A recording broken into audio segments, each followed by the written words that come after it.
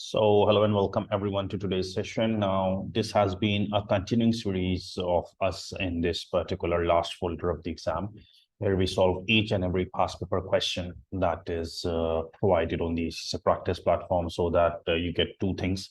Number one, get a good revision of the syllabus, and number two, revision of that topic, and number two, you get to know how to solve the questions on the practice platform. Okay, so now after the previous classes, I'm now starting a new past paper. This question relates to September-December 2022 attempt. Okay, and the past paper questions provided in this, we will be solving it. So I'm reading the question, please follow it. The question name is Clover Company. This scenario relates to three requirements.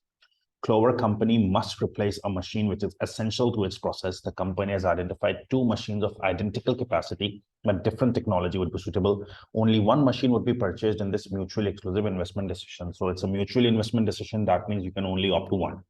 So Clover must replace a machine which is essential to its process. Company has identified two machines, different technology. One machine would be purchased. This is a mutually exclusive investment decision. So first machine is machine one. This machine was cost 2 million, would need replacing after 3 years. Scrap value would be 200,000. Maintenance cost would be 52,000 per year in the first year, increasing by 8% per year in each subsequent year. Annual operating costs expected to be 300,000 in the first year, would increase by 10% each year in subsequent years. Okay. Second machine would cost 2.5 million, would need replacing after 5 years. Its scrap value would be 150,000. Maintenance cost 39,000 per year. Okay, increasing by 6% per year, and annual operating costs expected to be 248,000, and in the first year would increase by 12%. Other information: Clover believes machine one or machine two is selected. Future replacement machines would in each case be more advanced versions of these machines with identical life cycles. Buying machine one would therefore commit the company to a 3-year cycle, while buying machine two would commit the company to a 5-year cycle. Residual value of machine one is a buyback price from machine seller that would be included in the contract of sale. Residual value of machine two is an estimate made by Clover based on existing market information.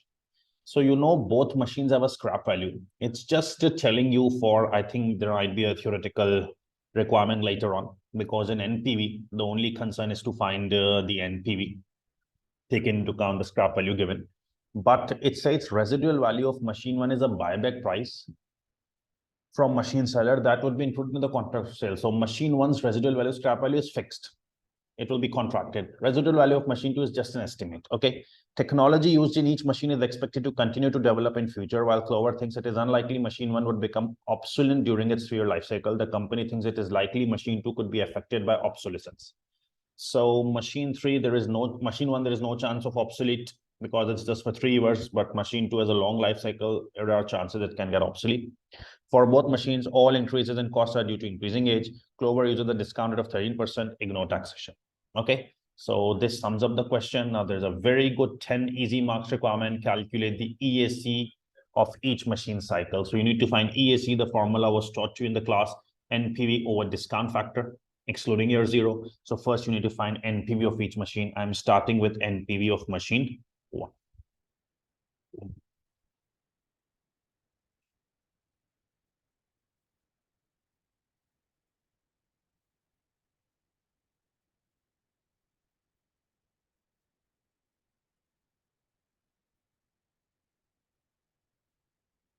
So buying machine, what would mean? There would be a 3-year life, right? Machine one, because you need to find EAC of each machine.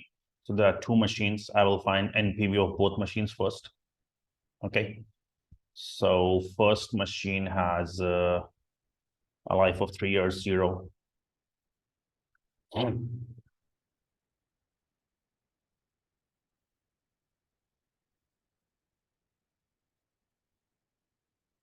So all inflows, outflows to be recorded. Investment.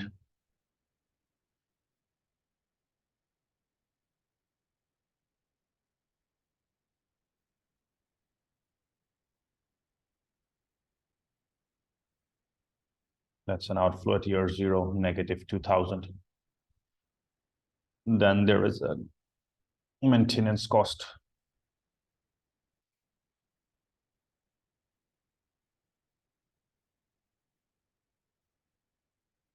Negative 52 in the first year. And then it's rising by 8%. So you can do C4. Steric 1.08. and drag this. Okay, then there is another cost called operating cost.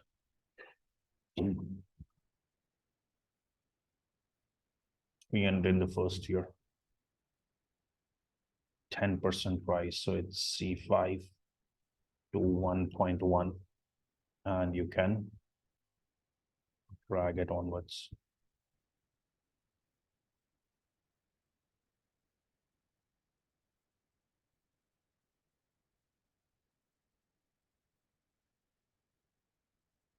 And then there is a scrap value.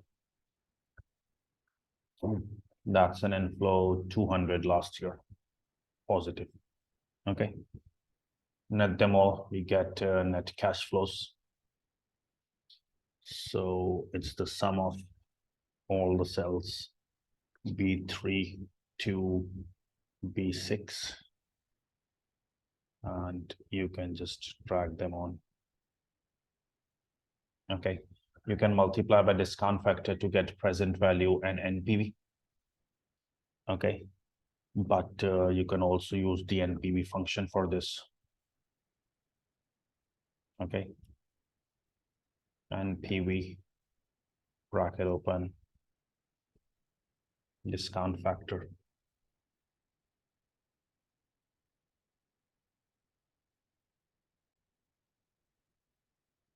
So rather than making a discount factor present value NPV, we'll just write the NPV function, which states equals to NPV, bracket open, the cost of capital. Cost of capital is 13%, comma, NCF from year 1 to the last year. So year 1 NCF is C7, colon, E7, the last cash flow, bracket closed, plus the NCF of year 0, B7. Okay, 2768 is the NPV. Okay, and if you want to find EAC of this machine, it's NPV over discount factor excluding year 0. So for EAC, you take NPV, it's C9 over discount factor excluding year 0. So excluding year 0 is for year 1, 2, 3. You can add them all, the discount factors from the table, or use the NUT. It's the same thing, right? 1, 2, 3 separate factors, add them or make it NUT. Okay. So I will go in the formula sheet, and there's an NUT table or present value table, whatever you want to take. So it's 13%. Either you can take year 1, 2, 3, add these 3.88, 5.78, 3.693, or you can get the total directly from the NUT table. 13% year 3, it's 2.361. So divided by 2.361, you get the EAC 1172.28. Okay.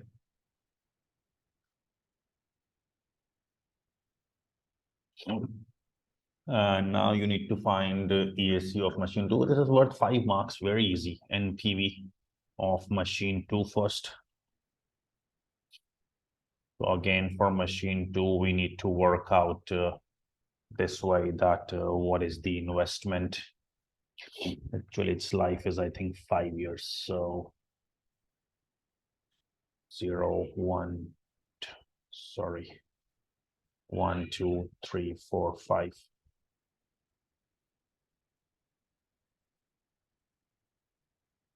Now, what is the investment here?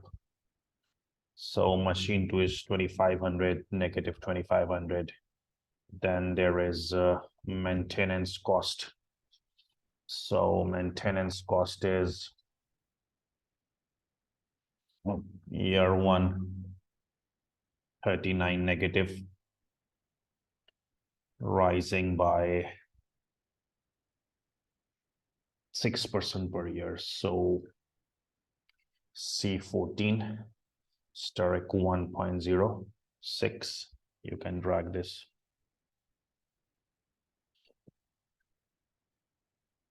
Operating cost.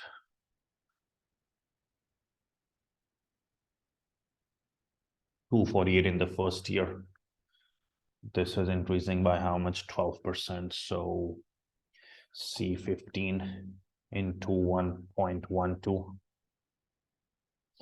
And you can drag that. Okay, and then the scrap value. So scrap value is the 150 inflow, and after that you get NCF, sum of B13 to B16. Okay, and then you drag it, and finally you are in position to get the NPV via function equals to NPV bracket open discount rate 13%, comma NCF from year 1 to year last, that is C17 colon G17 plus NCF of year 0 B17, you get NPV, right? And after this NPV you can easily find EAC of machine 2 as well. NPV over discount factor. So discount factor would be excluding year 0 of 1, 2, 3, 4, 5. Add 1, 2, 3, 4, 5, or just go in the table of 13% and take 5, 3.517. So 3.517 NPV is D18, 3.517. Okay. You won't believe it. This is worth 10 marks, and I'm seriously failing to understand why some students are unsuccessful, because it's just EAC of machine 1 and 2 which you have found. So the answer is of 10 marks. Okay, you can copy, and then we will move towards the next parts.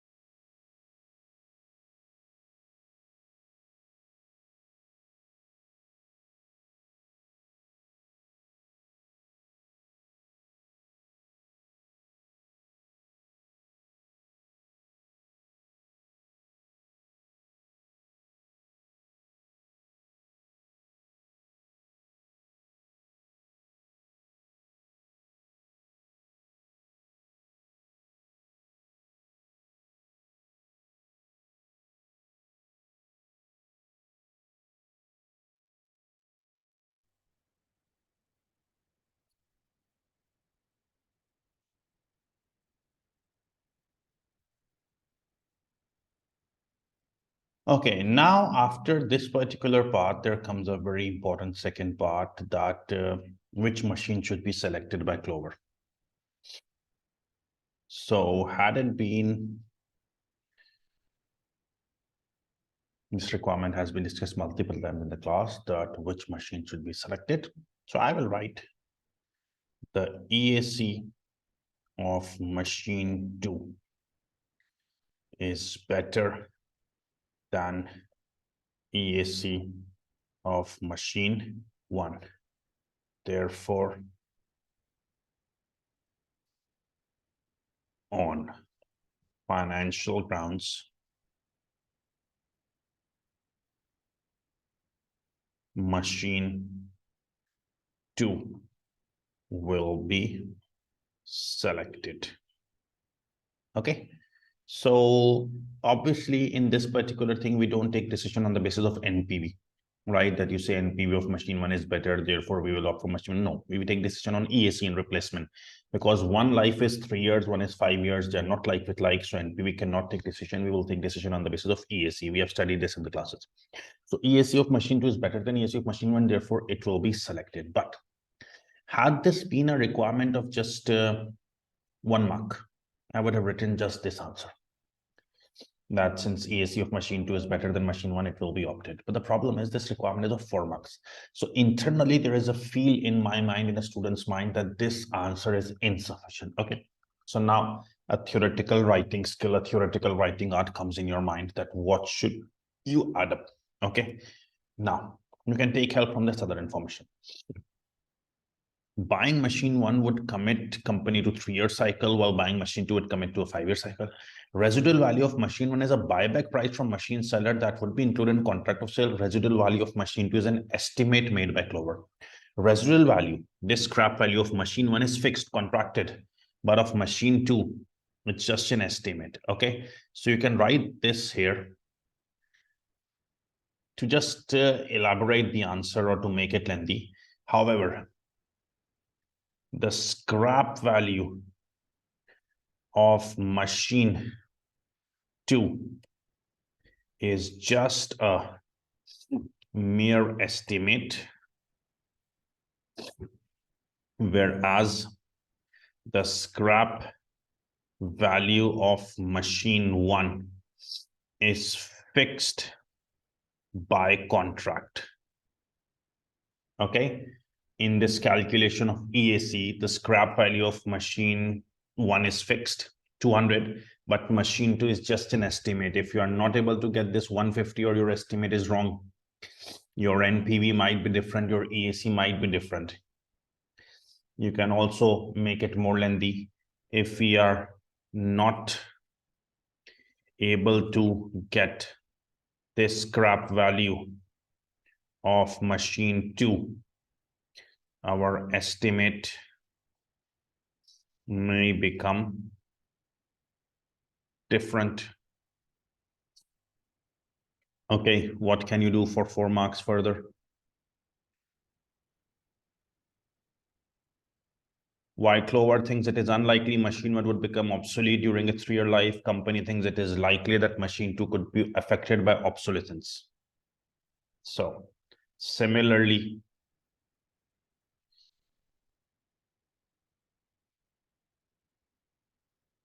machine 1 has less risk or no risk of getting obsolete, while machine 2 has chances of getting obsolete. Okay, so on financial grounds, machine 2 seems better, but obsolete point and scrap value point needs to be addressed carefully before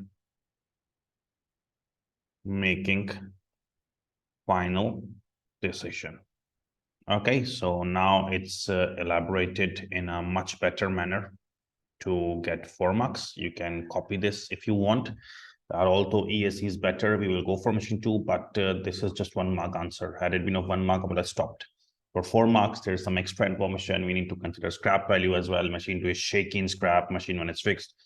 It carries risk of obsolescence, machine 1 doesn't carry. So you can just elaborate your answer. And this is a technique. You cannot learn this from the books. Okay, please copy. So we'll move towards the next part.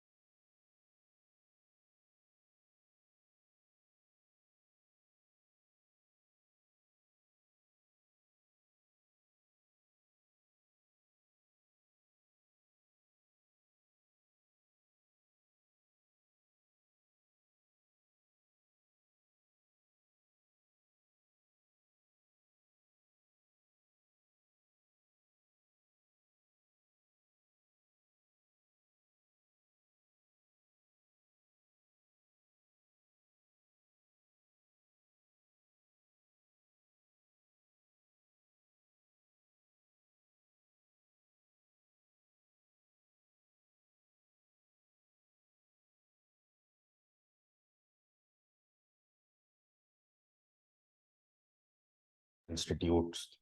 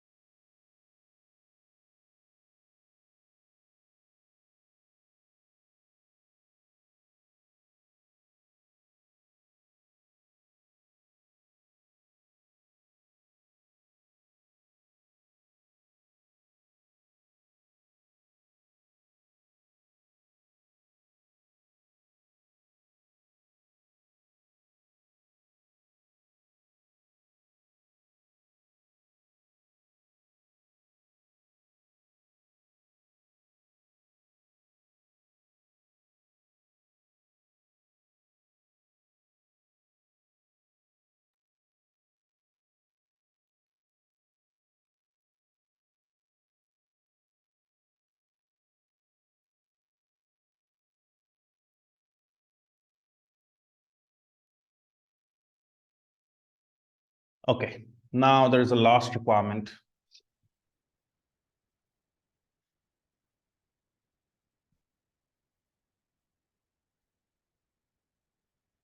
Discuss why DCF investment appraisal methods are considered to be superior than non-DCF methods. Okay, so I taught you in the class DCF methods, discounted cash flow methods, are those which consider time value of money, NPV IRR. Non-DCF which don't consider time value of money, ROS payback. So why NPV IRR are superior to ROS and payback? Remember, after the question of charm incorporation, which we taught in the class, this is the same requirement as charm incorporation part C. This question, charm incorporation, has been done by you in your regular classes. So this is same as charm incorporation part C, where it asked why this is superior to other methods. So I made sure you discuss a table. It's in my notes as well. There is a table in which the DCF method NPV is compared with ROS. NPV's advantages are given, ROS drawbacks are given.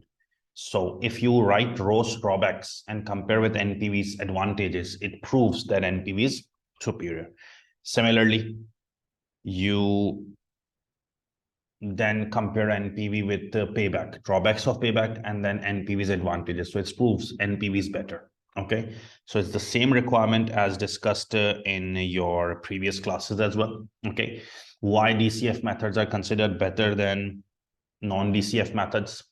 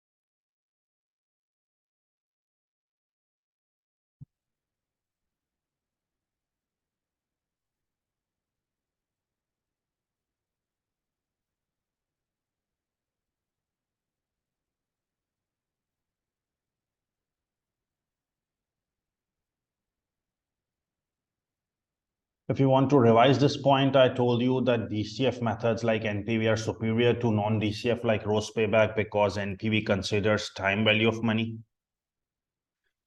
while ROS payback doesn't consider time value of money. Okay. Similarly, they are superior to non-DCF methods because they consider cash flows, whereas non-DCF methods like ROS, they consider profits. Similarly, DCF methods like NPV IRR, they take whole life of project, whereas non-DCF methods, they like payback, don't consider whole life. Now, I always teach students that they need to be a bit smart while doing their exams.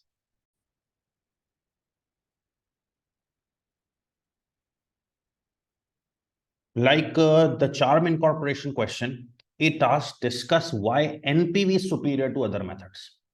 So I made a table in which the drawbacks of other methods, payback, ROS, and IRR were mentioned, and then I wrote advantages of NPV. So I proved NPV is superior to other methods.